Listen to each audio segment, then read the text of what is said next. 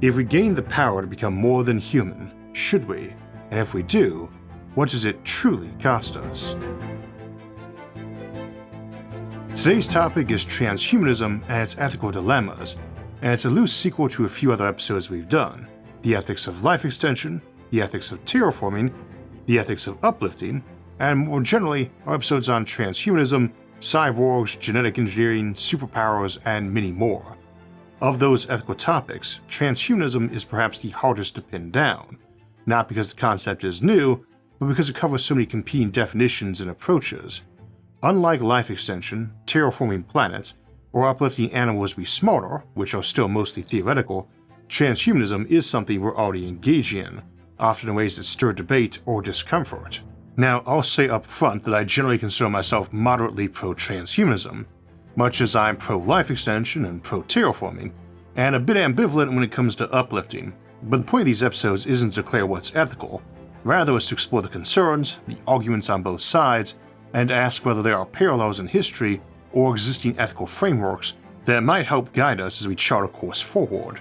Because make no mistake, changing humans into something else is a deeply contentious subject, and I dare say it should be. There are serious pros and cons, varying greatly depending on the approach, but then again, the other topics were contentious too, and I was glad to see the conversation around them stayed thoughtful and polite. Hopefully this episode will be no different. The promise and peril of transhumanism. When we talk about transhumanism, we might be referring to a variety of processes or technologies, or to the broader philosophy, the movement that argues humans should use science and technology to overcome the biological limits of our bodies and minds. While it varies a lot by the individual supporter, at its core, it's the belief that humanity isn't the endpoint of evolution, but rather a stepping stone, and that we should consciously take the reins, guiding our own evolutionary path as a species or as individuals. Many people assume transhumanism means transforming ourselves into something post-human or transitioning into a new post-human species altogether, and often the term is used to describe those hypothetical beings, the interim forms between human and post-human.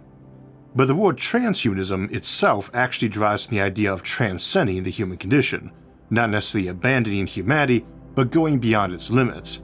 And while that might sound like a futuristic notion, it is anything but new. Throughout history, we've dreamed of being more than we are, stronger, smarter, longer lived. From ancient myths of Icarus soaring toward the heavens, to medieval alchemists seeking the Philosopher's Stone, to our modern tales of superheroes, humanity has always been fascinated by the idea of surpassing our natural boundaries. By the 20th century, the concept solidified as a serious philosophical movement, especially as technological progress started catching up with our dreams. Julian Huxley, who first coined the term transhumanism in 1957, envisioned a future where humans could deliberately evolve themselves through science. In his 1957 essay, Transhumanism, he wrote, "The human species can, if it wishes, transcend itself, not just sporadically, an individual here in one way, an individual there in another way, but in its entirety as humanity. We need a name for this new belief. Perhaps transhumanism will serve, man remaining man but transcending himself by realizing new possibilities of and for his human nature." That's the vision, not just surviving, but thriving, not just curing disease or fixing defects, but becoming something greater. Of course, the question remains, should we? And if so, how far is too far? That's what we'll explore today. Origins of transhumanism. At the time Julian Huxley was contemplating transhumanism, he envisioned selective breeding as the primary pathway forward. The term cyborg hadn't even been coined yet. It would appear a few years later, originally referring more to medicine and drug-based enhancements rather than the modern image of metal limbs and robotic implants. It is also important not to sugarcoat Huxley's views. He was a eugenicist, actively involved in the British Eugenics Society both before and during World War II. While he was outspoken against some of the more extreme versions of eugenics, he openly embraced ideas most of us today would find disturbing. This included supporting forced sterilization for various reasons, ranging from long-term unemployment to limiting hospital access so fewer children would survive infancy, presumably healthier ones overall. Those are not out-of-context quotes, nor is this an attempt to vilify him. The simple reality is that if you pursue selective breeding as a means of improving a species, you face some hard choices. either sterilize those lacking the desired traits or heavily control who gets to have children, through incentives for some and restrictions for others, or even more extreme measures. Humanity has dabbled in that road more than once, often quite consciously, but history has shown us where those darker paths can lead, and most of us rightly recoil from them. Fortunately, modern transhumanism has mostly moved well beyond that. Today it encompasses a wide range of emerging technologies aimed at enhancing or restoring human abilities. Prosthetics and biotics already allow people to regain lost functions. Genetic engineering holds the potential not just to eliminate diseases, but to add enhancements. Brain-computer interfaces promise direct communication between mind and machine, and this can go further as we envision mind uploading and digital immortality. Of course, once we step on that road, the ethical challenges grow. Beyond simply asking whether it's wise or right to modify ourselves, there are 3 core principles we need to consider with any human modification. 1. Is it voluntary? 2. Is it reversible? 3. Does it harm or disadvantage others? In the case of selective breeding, the answer to the first 2 is clearly no. Even if the parents are volunteers, the child is not, and that decision is irreversible. Worse, the broader societal impact is murky. It might not directly hurt others, but in science fiction cautionary tales like Star Trek's Khan Noonien Singh, genetically enhanced superhumans were portrayed as inherently volatile and dangerous to everyone else. As suggested in the episode we first meet Khan, superior ability breeds superior ambition. Fiction, yes, but still plausible. After all, it's not hard to imagine someone with the mind of Einstein and the body of an Olympic champion developing a superiority complex and feeling entitled to rule, and unlike other folks, they might be rather hard to stop, especially if their charisma and social skills were also improved, which for some reason tends not to be the case with transhumans in sci-fi. The same for AI most times, super intelligent but socially dumb, which I've always argued would be unlikely, and I think folks find my stance easier to believe in this era of chatbots. And speaking of machines, cybernetic enhancements might ultimately outperform genetic tinkering, let alone selective breeding, and we're already seeing early examples like replacing a missing limb with a mechanical one. This is clearly voluntary and, for now, serves to remove or mitigate a disadvantage, but it's likely that better or more capable versions will be developed. At that point, the debate shifts. Should people be allowed prosthetics that exceed natural human ability? And an important follow-up, should they be allowed to replace healthy limbs purely for enhancement? Those are 2 very different questions, and if we want a third, should children be allowed, or have it decided for them by their parents, to undergo such procedures while still underage? A fourth we'll mostly bypass today is if and when it would ever be okay to subject an adult to involuntary augmentation. Another potential pathway is direct genetic modification at the cellular level, something an adult might choose voluntarily. In theory, this would be reversible using the same technology. Of course, there's a risk of societal pressure, people feeling compelled to enhance themselves just to keep up. But that's still a very different scenario from forcing modifications onto children in the embryo stage, simply to prevent them being stuck at the bottom rung of society because everyone else is genetically augmenting their kids. That distinction, often blurry between voluntary and involuntary change, between personal choice and societal coercion, is going to be critical as we navigate the ethics of transhumanism. And it is worth remembering that coercion exists on a spectrum. Sometimes it is direct and obvious, but often it takes subtler forms: peer pressure, economic necessity, or fear of falling behind. Those forces can blur the line between a truly free choice and one made under quiet compulsion, especially when the stakes involve our bodies, our minds, or even our children's futures. Subjective versus objective improvements. Where do we draw the line? Just as important is the question of objective improvement versus subjective preference. After all, we don't usually frown on people changing their hair color. It's temporary, mostly harmless, and considered a matter of taste. The same goes for colored contact lenses. Some might argue that certain hair or eye colors enjoy societal advantages. Blonde hair and blue eyes often come to mind. But by and large, we don't treat those changes as serious moral dilemmas in modern society. Other changes, however, altering one's height, skin color, gender, or getting breast implants, tend to be viewed as more serious choices. And while reversibility isn't always the deciding factor, it certainly matters. For instance, you could argue that society has grown more accepting of tattoos, partly because they're now easier to remove than they once were. Knowing a decision isn't permanent seems to make people both more willing to get them and more tolerant of others who do. Many folks feel it is fundamentally wrong to tamper with the hand nature dealt you, though they are often selective about which traits are acceptable to modify and which methods are considered appropriate. Even choices like weight loss, whether by diet, drugs, or surgery, spark debates over what's acceptable and why. Some ethical concerns cross over into virtually every type or degree of augmentation and modification, while those are specific to type or context. For example, an augmentation might make you an exceptional super soldier, but not necessarily a better husband or father. In fact, some enhancements might improve one role while making you worse at another. And it's not just about building tougher troopers. You might have an augmentation that improves your ability to manage social connections, raising your personal Dunbar's number, or genuinely listen to a conversation while simultaneously thinking about something else without seeming to be distracted. Nature and morality. 3 views of natural law. There are really 3 distinct ways we tend to think about nature and what is considered natural, and each perspective shows how we approach the ethics of transhumanism.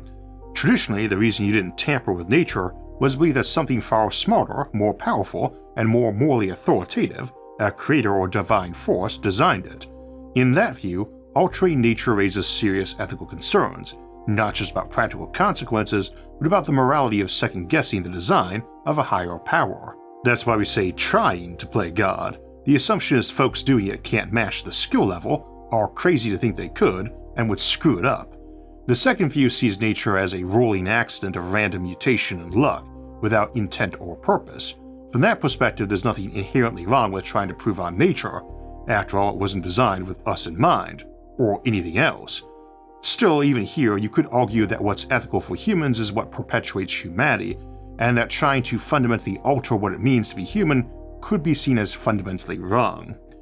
The third view of nature accepts that evolution is happening but argues it has an end goal or direction, a notion found in philosophies like the Omega Point, where the universe is thought to be working toward transforming as much of its matter as possible into thinking or spiritual material. Many concepts around directed evolution, and even the ultimate goals of some eugenicists, align more with this view than the idea of evolution as purely random mutation and chance. Which of these perspectives you lean toward, or however you define nature and natural, will heavily influence your moral calculus when it comes to transhumanism, and honestly, I suspect many of us hold more than one of these views simultaneously, depending on the situation. None of these views inherently is opposed to transhumanism either.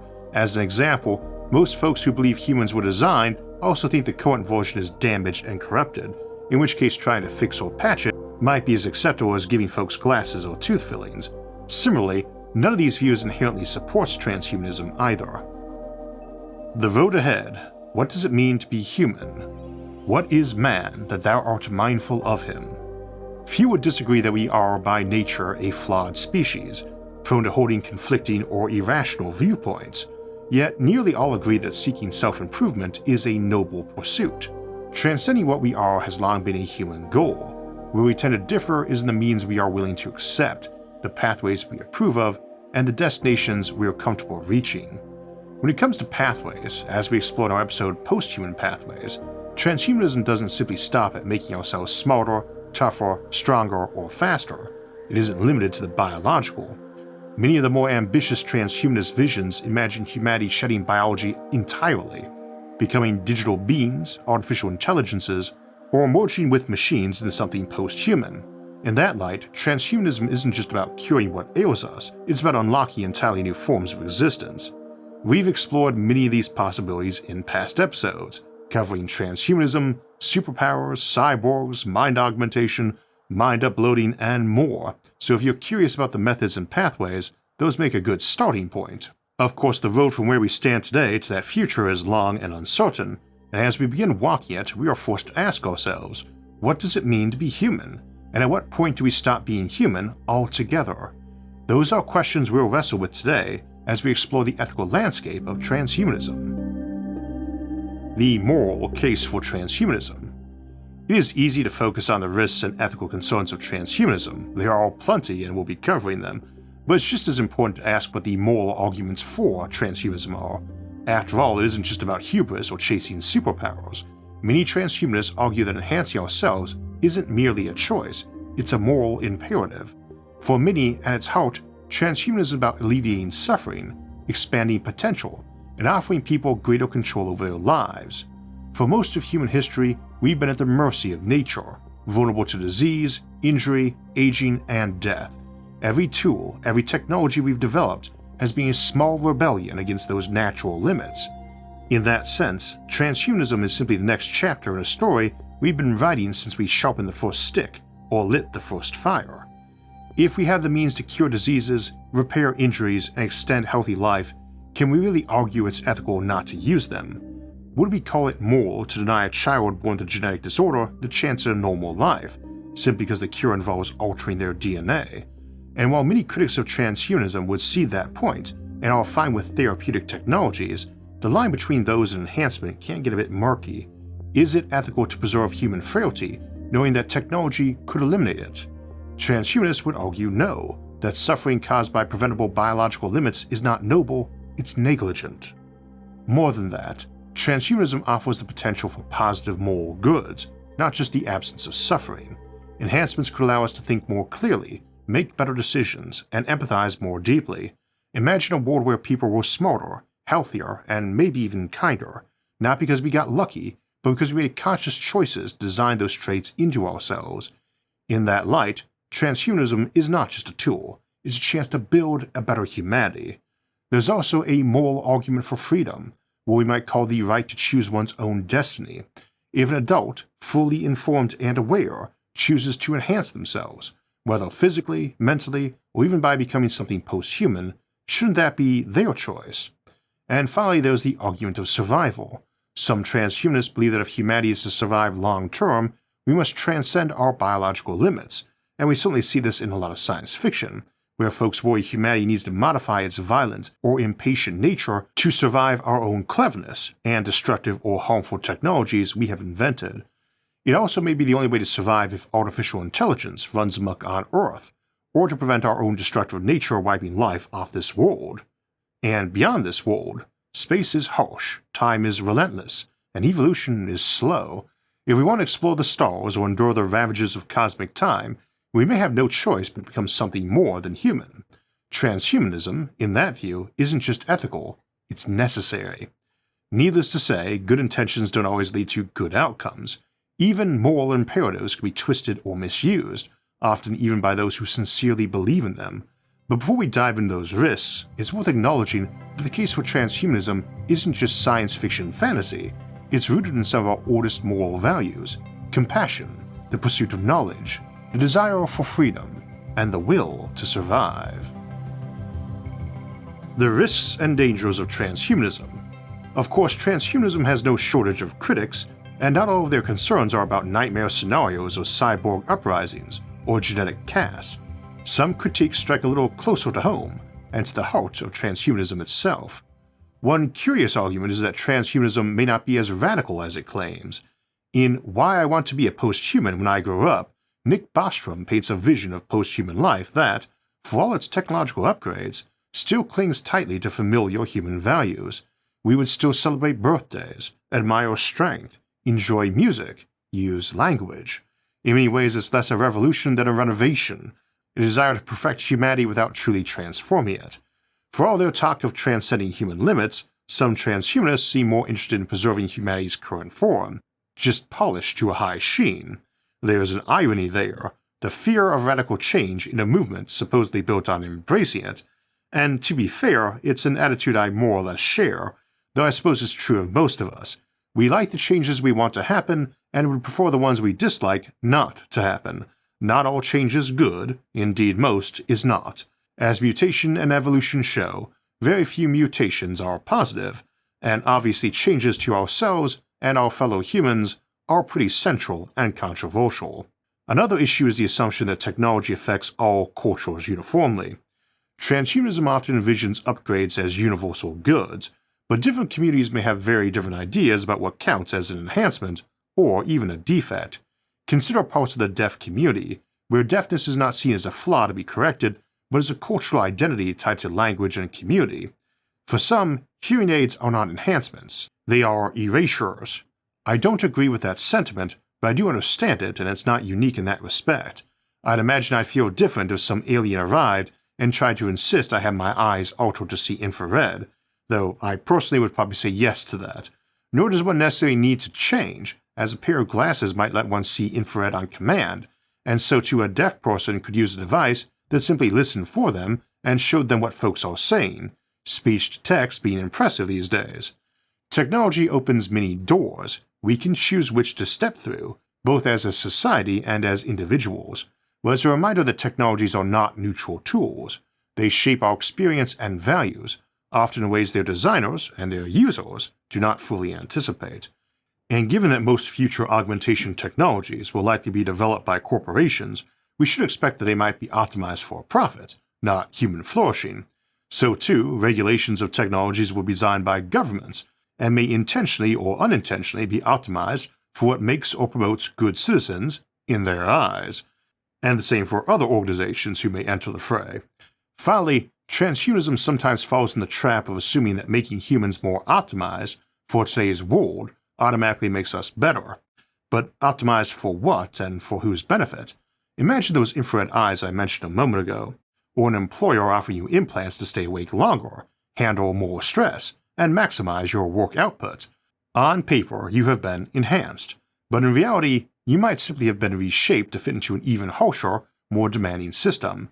It's an image not too far removed from the corporate dystopias depicted in games like Cyberpunk 2077. In this light, the transhumanist dream can sometimes look less like a bold leap into the future and more like an elaborate attempt to make us better cogs in the existing machine. For extreme examples, see the Martian Mechanicum of Warhammer 40,000. Needless to say, these critiques do not mean we should abandon the dream of self-improvement, but they do serve as an important caution. Before we rush to transcend humanity, we need to be clear about which parts we're carrying forward and why.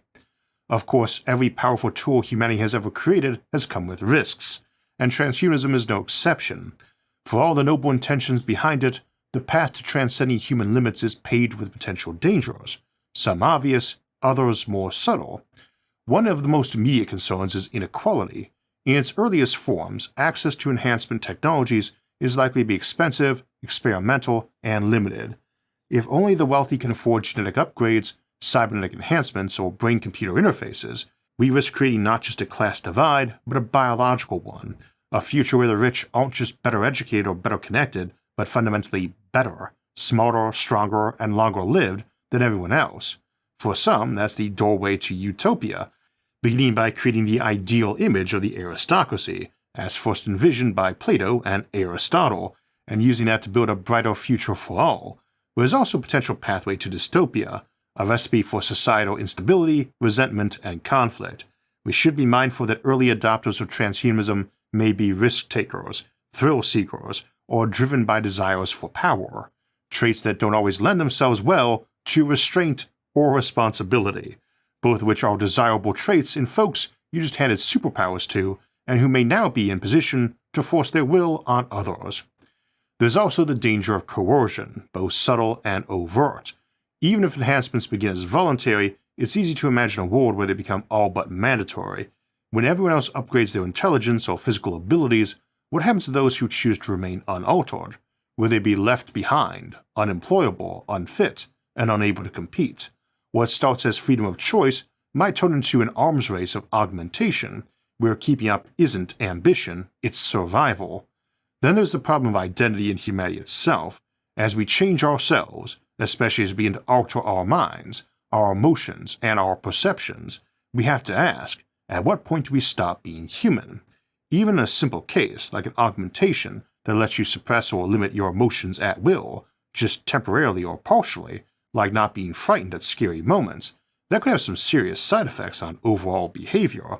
Same for an ability to focus longer or suppress anxiety or pain, for which we already have medical options and a lot of debate about them. As I mentioned earlier, the term cyborg originally meant more of a pharmaceutical than mechanical or computational approach, and so maybe a lot of us are cyborgs already. If our memories are uploaded, our thoughts accelerated by AI, or our bodies replaced piece by piece with machinery, do we cross a line where the term human no longer applies? And if so, what does that mean for concepts like rights, ethics, and personhood? And for that matter, who gets to decide where the line between human and inhuman or post-human is? Many traditions view human nature as sacred, either divinely created or imbued with a spiritual essence that cannot or should not be altered. To some, changing our biology risks defying that higher purpose or breaking a covenant with the divine. Others may simply see certain forms of enhancement, like life extension, mind uploading, or genetic modification, as an unacceptable form of playing God. They may not oppose every medical advance, but crossing certain lines could spark powerful backlash, especially if done with naked indifference. Navigating that resistance might prove as challenging as any technical hurdle, forcing us to confront not just what we can do, but what we should, and who gets to decide. Cultural and moral values also come under pressure. Many of our traditions, laws, and societal structures are built around the assumption of certain human limitations: our need for rest, the way we experience aging, our tendency toward mortality. Remove those limits, and the foundations of society begin to crack. Even if this leads to something better, which is hardly guaranteed, the road there might be painful even for those who reach the destination. In some ways, transhumanism threatens not just individual identity, but civilization itself. It might force us to reinvent everything from healthcare and education to politics, laws, customs, and deep ethical and spiritual beliefs. And finally, there is the specter of unintended consequences. Evolution is a messy, complex process, but it's also a slow one. We are the product of billions of years of trial and error, with countless biological balances we barely understand. Start changing that, tinkering with our DNA, integrating machines with our minds, and we may unleash problems we never anticipated. Side effects, malfunctions, psychological issues. What happens when the upgrade breaks? Like any tool, transhumanism is only as good as the wisdom with which we wield it. The stakes are high because what's being altered isn't just the world around us, it is us. Our minds, our bodies, our species. And once we start down that road, it may be hard, if not impossible, to turn back. We're talking about ethics and science today, and few topics stir the pot quite like transhumanism, the idea of rewriting what it means to be human. But debates about scientific ethics don't always come from future tech. Sometimes, the biggest ethical firestorms come from inside the lab, when the system that's supposed to uphold the truth starts to crack. That's what 17 Pages is all about, a gripping new original documentary on nebula that uncovers one of the most explosive scientific controversies of the 20th century. On April 25, 1986, a routine biological paper was published in Cell, one of the most prestigious scientific journals in the world. It was just 17 pages long, and it should have been forgettable. Instead, it ignited a scandal so massive it drew in Congress, the national media, and federal investigators. Careers were destroyed, the rules around scientific misconduct were rewritten, and behind it all, a strange mix of ambition, politics, and personal bias that makes you question whether the system meant to protect scientific truth was ever really built to handle the truth at all. 17 Pages features never-before-seen interviews, dramatic archival footage, and a story that plays more like a political thriller than a research paper. If you're into the intersection of science and power, this is one you won't forget, and it's just one of many thought-provoking documentaries on Nebula, where you also find my latest Nebula exclusive, Mass Drivers on the Moon, plus early, ad-free access to every episode of the show. You can sign up for a lifetime membership for just $300, or go annual for $36. That's 40% off. Head to go.nebula.tv/IsaacArthur to join and start watching today. Navigating the ethical landscape. How do we proceed? Transhuman augmentation, like so many technologies before it, is neither inherently good nor evil. Again, it is a tool. And as with any tool, the challenge lies in how we use it, who decides, and what guardrails we put in place. If we move forward, and it seems likely we will, the question becomes, how do we do so wisely? History offers us some guideposts. Humanity has faced ethically charged technologies before. We've had caste systems before, dealt with machinery replacing workers, worried if vaccines or antibiotics were safe or wise, wrestled with nuclear power, the internet, and now artificial intelligence. Each sparked intense debates, brought enormous benefits, and created new risks and inequalities. In every case, we stumbled forward imperfectly, sometimes with foresight, sometimes learning painful lessons only after the fact, but rarely did we stop. Once knowledge exists, it's hard to put it back in the bottle. That's likely to be true of transhumanist-related technologies as well. So rather than ask if we should develop these technologies, the more practical question probably is, what principles should guide us as we do? I hold no special insights on the matter. Perhaps you can think of some I missed, or flaws in one I've suggested, but here are some I've heard offered over the years. The first is voluntariness. Enhancement, like any medical procedure, should be a matter of informed consent whenever reasonably possible. No one should be forced, overtly or subtly, into modifying their mind or body. There may be exceptions, there usually are. Sci-fi is great at finding them, but even those should probably be limited to a very good justification that's subject to some sort of considered review process. This may seem simple, but as we've already discussed, social and economic pressures can be powerful forms of coercion. Ensuring true choices means tackling those pressures head-on, whether through policy, regulation, or cultural norms. Second is equity of access, or at least reasonable access to all. If transhuman technologies are restricted to the wealthy or powerful, they risk entrenching inequality on a biological level. Societies will have to grapple with how to make life-saving or life-enhancing technologies broadly available, as we already do.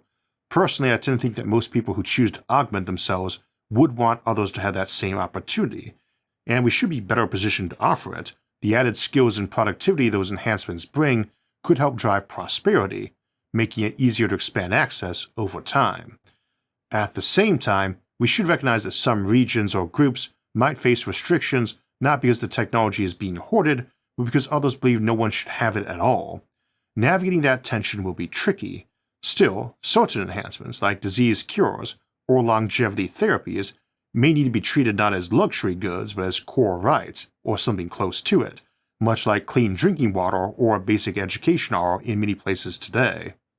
Third is reversibility and adaptability. Any modification should, where possible, allow room for change or retreat. After all, humanity is stepping into unknown territory. We may need the ability to backtrack if enhancements have unintended consequences.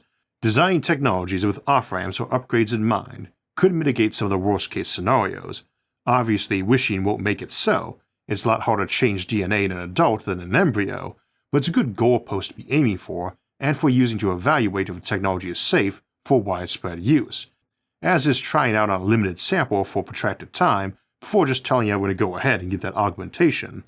I doubt it would lead to a zombie apocalypse, as has been the case in more than one sci-fi story, but reckless adoption of technology is never a great idea, and doubly so when it involves altering people's minds and bodies.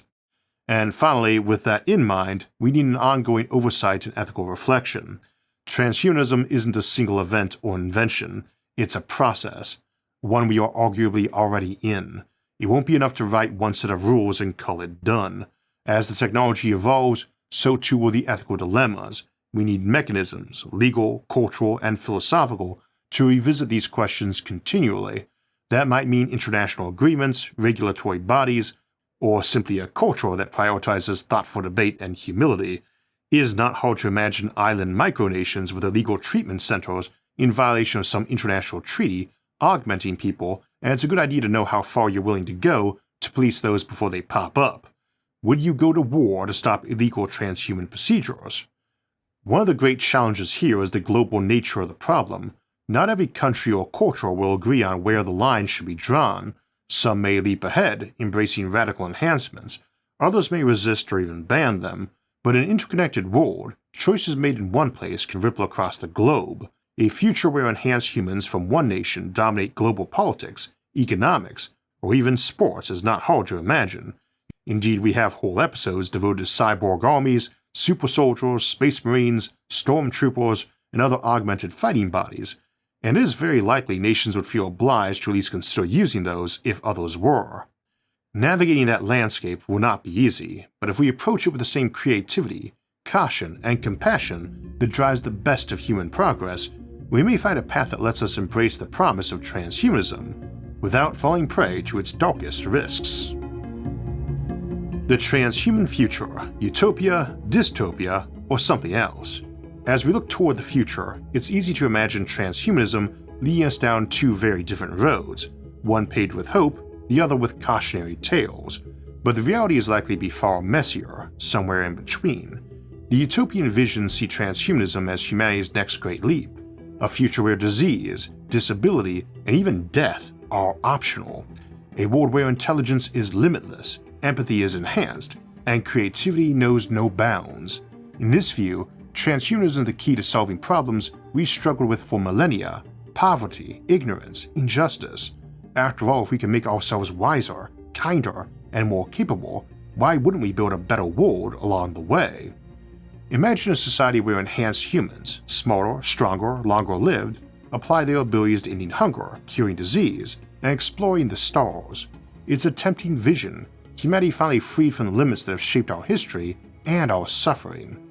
But utopias have a way of looking more appealing from a distance than they do up close, and just as easily, we can imagine a dystopian mirror image, a world where enhanced rule over the unenhanced, not just because of money or power, but because they are fundamentally better in ways that cannot be bridged. A society where those left behind are treated as second-class citizens, or worse, as obsolete, or even disposable. Even if we avoid outright oppression, there's the risk of fragmentation, humanity splitting into different branches, different species, each with their own values, goals, and even perceptions of reality.